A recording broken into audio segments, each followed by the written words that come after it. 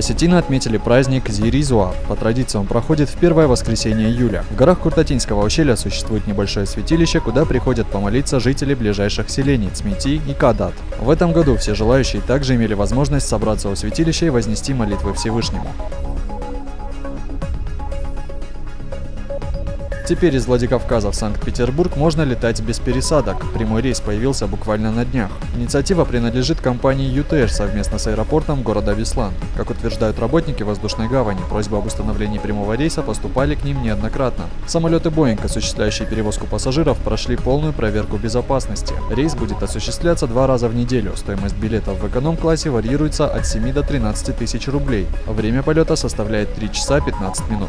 Да, востребован очень хорошо этот рейс, и об этом свидетельствует то, что сегодня первый рейс на Питер, и у них полный самолет. Направление Питера исторически весьма важно для нашей республики, в том числе сегодня летом, когда очень много желающих выехать на учебу. В течение месяца на сцене музыкального театра оперы и балета республики выступали известные мировые звезды. Балетные шоу, проникновенные оперные голоса, уникальные хореографические постановки. Все это и не только можно было увидеть на фестивале «В гостях» у Ларисы Гергиевой. Его завершение было украшено ярким гала-концертом. Известные российские танцоры исполнили зажигательные остинские танцы. Как признаются многие участники фестиваля, Северную Осетию они посетят еще не раз. Очень много радостных моментов было во время всего фестиваля.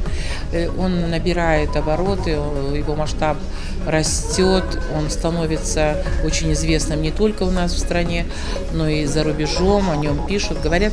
Я этому очень рада. Очень хочу, чтобы этот фестиваль имел долгую творческую жизнь, чтобы вот так же, как сегодня, зал был всегда полным, чтобы было много цветов, улыбок, много радости и, конечно, мира. Вкладчики обанкротившегося Дигбанка получают свои деньги. Всего у разоренного Дигбанка около 6 тысяч клиентов, а общая сумма выплат может составить более 2,5 миллиардов рублей. Страховая компания уже предоставила списки клиентов, однако около 1000 в них не попали. Специалисты утверждают, что это лишь техническая ошибка. Чтобы наверняка оказаться в списках, нужно оставить письменную заявку в банке. Своим посредником страховая компания выбрала только один государственный банк – Россельхозбанк. Все свои средства люди получат до января 2015 года. Большинство вкладчиков Дигбанка становятся клиентами Россельхозбанка и намерены оставить свои средства. В Северной Осетии проходит сбор подписей за отмену внесения поправок в закон о языках народов России. Новый законопроект предполагает возможность свободного выбора родителями родного языка для своих детей. В письме на имя президента России Владимира Путина и председателя Государственной Думы Сергея Нарышкина общественность просит провести тщательный анализ рисков, связанных с принятием законопроекта.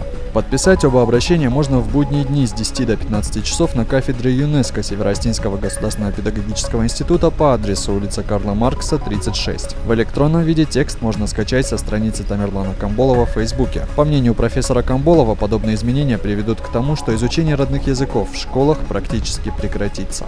Реально это приведет к тому, что после принятия этих поправок в закон о языках Российской Федерации каждый родитель будет иметь право прийти в кабинет директора школы и заявить о том, что родным языком его ребенка является, например, не осетинский, а русский.